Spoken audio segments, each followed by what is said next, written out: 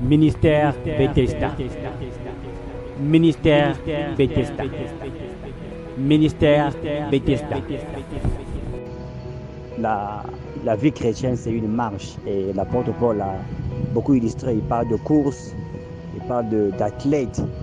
Et cela, en l'occurrence, nous ramène à la marche des enfants d'Israël qui quittent l'Égypte, qui traversent le Jourdain, qui rentrent dans le désert. Et l'endroit, la destination finale était la terre promise. C'est une course. Alléluia. C'est une course. C'est une course. Et beaucoup d'entre nous ne comprenons pas qu'on est en course. Lorsqu'on est en course, on doit faire des exercices. On doit se débarrasser de certaines choses qui sont comme du poids, qui sont comme du surcharge. Et c'est ce qui est arrivé à cette voiture-là. Tu vois, il y a une certaine quantité que cette voiture doit transporter afin d'arriver à destination. Et le chauffeur de la voiture, c'est toi, c'est moi, c'est une soeur, c'est un frère qui est surchargé. Et cette charge peut être parfois le mensonge. Cette charge peut être parfois la fornication, le vol, le commérage, l'adultère. Beaucoup de vices dont le Seigneur condamne qui nous empêchent d'avancer et d'atteindre la stature de l'homme parfait. Alléluia. Regarde comment la voiture est surchargée.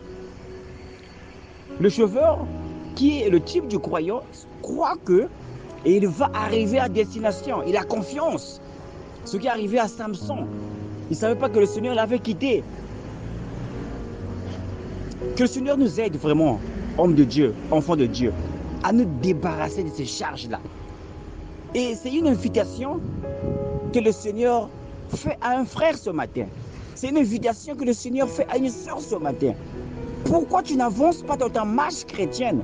Peut-être c'est quelque chose que tu ne veux pas dire à ton pasteur.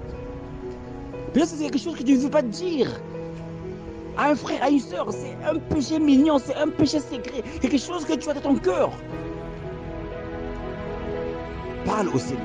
Seigneur, dis, moi j'ai tel problème qui m'empêche dans leur marche. Je veux arrêter ce genre de vie, mais je ne peux pas, Seigneur. Soyez sincères avec le Seigneur.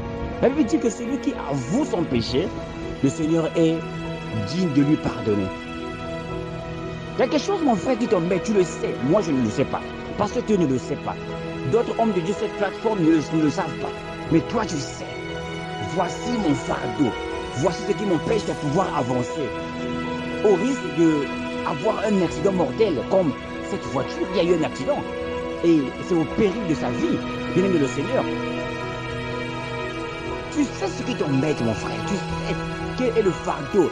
Tu pries aujourd'hui, demain tu n'aurais pas à prier. Tu repars encore avec la même chose. Tu veux arrêter le mensonge. Tu ne veux plus mentir. Je ne veux plus faire ceci. Mais avec le temps, tu repars encore parce que c'est un poids que tu as en toi. Le poids empêche la surcharge, empêche à un véhicule de pouvoir avancer. Et toi aussi, ce que tu as comme excès, ce que tu as comme péché, comme vice, comme manquement, t'empêche de demeurer dans la prière, t'empêche de demeurer dans le jeûne, t'empêche de demeurer dans la méditation de la parole. D'autres, c'est la télévision. Ils aiment suivre la télévision. On n'a pas le temps de lire la Bible. Mais comment tu vas avancer dans cette course-là? Le temps qu'on passe à la télévision, c'est une surcharge. Le temps qu'on passe sur Internet, sur les réseaux sociaux, dans le mauvais sens, on passe plus de temps sur les réseaux sociaux. C'est une charge. Et le Seigneur te dit ce matin, venez à moi. Venez à moi, ma fille. Venez à moi, mon fils. Tu es chargé. Et déposez ce fardeau-là au pied de Jésus-Christ. Et ayez foi en lui. Prenez une décision ferme. Seigneur, je veux te servir. Voici mon problème. Soyons spécifiques dans nos prières. Disons à Dieu la chose qui nous embête. Que Dieu vous bénisse. Il y a un frère ou une soeur qui s'est réveillé au milieu de la nuit pour adorer son Dieu, pour chanter pour son Dieu, pour louer son Dieu et pour prier à son Dieu. Il y a un frère qui ne pouvait pas passer toute une matinée sans toutefois aller se retirer pour la prière. Il y a une sœur qui ne pouvait pas passer 2 heures du temps, toutefois, se retirer pour la prière. Il y a un frère ici qui ne pouvait pas passer toute une journée sans lire sa Bible. Il y a un frère ici qui ne manquait pas de réunion. Il y a un frère qui ne manquait pas d'intervenir sur la plateforme. Mais subitement, il y a eu un arrêt. Mais subitement, il y a eu un stop qui s'est manifesté. Et l'apôtre Paul dit dans Galates chapitre 5 à partir du verset 7, il dit, vous courriez bien. Tu avais du zèle pour le Seigneur. Tu étais endurant dans les choses du Seigneur. Tu étais en feu dans la prière. Tu étais en feu dans le jeûne. Mais qu'est-ce qui s'est passé? Qu'est-ce qui t'a arrêté dans ta course? Alléluia. Il y a eu un poids que tu as ajouté dans ton véhicule. Il y a eu une charge que tu as ajoutée dans ton véhicule qui aujourd'hui t'empêche de pouvoir avancer à la vitesse à laquelle tu as avancé auparavant, bien le Seigneur. Tu dois regarder ta vie. Tu dois faire une rétrospection de ta vie. Alléluia. Pour te rendre compte, qu'est-ce que j'ai fait? Qu'est-ce que j'ai fait rentrer dans mon véhicule qui aujourd'hui m'a poussé à ne plus prier comme je priais auparavant, à pouvoir aller à la communion fraternelle, à pouvoir être dans la vie de jeûne, dans la vie de la prière, dans la vie de la consécration. Qui t'a empêché? Tu courais bien, mon frère. Tu courais bien, ma soeur. Mais qui t'a empêché? Comme ce véhicule, il y a eu une charge. Peut-être ce véhicule-là, qui est le type de croyant, qui est la vie du croyant, n'avait pas assez de charge. Il pouvait, parce que chaque véhicule doit avoir un poids spécifique pour que la voiture puisse avancer normalement. C'est comme la vie du croyant. Il y a une certaine vie que tu dois mener, bien le Seigneur, en tant qu'enfant de Dieu. C'est le poids normal de la voiture. Mais lorsque tu ajoutes de l'excédent de la voiture, même l'avion pour décoller a un poids spécifique qu'il doit porter. Lorsqu'on ajoute de l'excédent dans l'avion, l'avion fait crash. On a vu aujourd'hui des avions qui ont eu de crash. C'est parce que, pénible de le Seigneur, il y a eu surcharge dans la voiture. Il y a eu surcharge dans l'avion. Tu courais bien, mon frère. Tu avais du zèle pour le Seigneur. Tu avais du zèle de la prière. Mais qu'est-ce qui s'est passé? Quelque chose que tu as fait rentrer dans ta vie qui aujourd'hui t'empêche de ne pas prier. Peut-être tu as eu un petit copain. Peut-être tu as eu une petite copine. Peut-être que tu regardes trop la télévision. Peut-être tu es trop sur Facebook. Alléluia. Galates chapitre 5, verset 8 nous dit, cette influence ne vient pas de celui qui vous appelle. Dieu veut que tu puisses être endurant, tu puisses remporter la coupe comme l'apôtre Paul a remporté la coupe.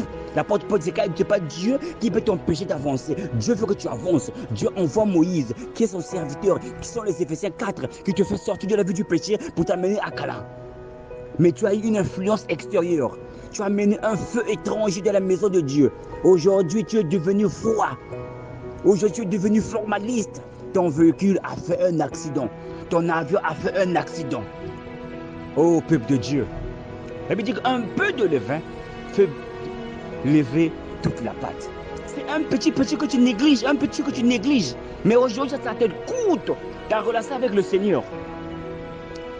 Cet ami-là, un monsieur que tu as rencontré, il t'a donné un numéro de téléphone. Tu penses que c'est la blague. Il t'appelle, tu réponds, il t'appelle, tu réponds. Mais aujourd'hui, tu tombes amoureux de lui et tu couches avec lui. Et ta vie de prière a été brisée. Ta relation avec le Seigneur est brisée. Tu vois qu'il y avait des songes qui rêvaient tous les jours. Tu avais des songes prémonitoires. Aujourd'hui, tu ne peux plus rêver. Tu te rappelles plus de ces songes. Tu as embrassé un homme que tu ne veux pas embrasser. Tu as couché avec une femme que tu ne veux pas coucher. Tu as couché avec un frère, une soeur que tu ne veux pas faire. Tu as pris le lingot d'or. Alléluia. Israël dans la marche. Gloire à Dieu. Dieu leur a dit que aucun ennemi ne devra résister devant eux. Il dit à Josué que tant que tu verras, personne ne se tiendra devant toi. C'est la même chose que Dieu dit aux croyants ce matin. Mais qu'est-ce qui se passe lorsqu'ils sortent de Jéricho? Ils veulent attaquer Haï. Il y a quelqu'un qui était parmi eux, qu'on appelle, qui a pris les lingots d'or, qui a touché à l'interdit, qui a pris le manteau, qui a pris les lingots d'or. Dieu a dit que tout ce qui était Haï devait être dévoué à l'interdit. Il y a des choses que Dieu nous dit de ne pas faire. Ne touchez pas au lingot d'or. Ne touchez pas au manteau. Alléluia. Mais qu'est-ce que l'un des enfants d'Israël, qu'est-ce qu'il fait? il va prendre cela et mettre cela en cachette. Et cela a freiné la marche des enfants d'Israël. Cela a freiné la marche. Il y a eu surcharge dans le véhicule qui les amenait vers Canaan. Et Dieu a permis le mal de rentrer dans leur vie. Peuple de Dieu, qu'est-ce qui t'empêche, bien-aimé, de ta marche avec le Seigneur? Observe ta vie. Que le Seigneur vous bénisse. Ministère Bethesda. Ministère Bethesda. Ministère Bethesda.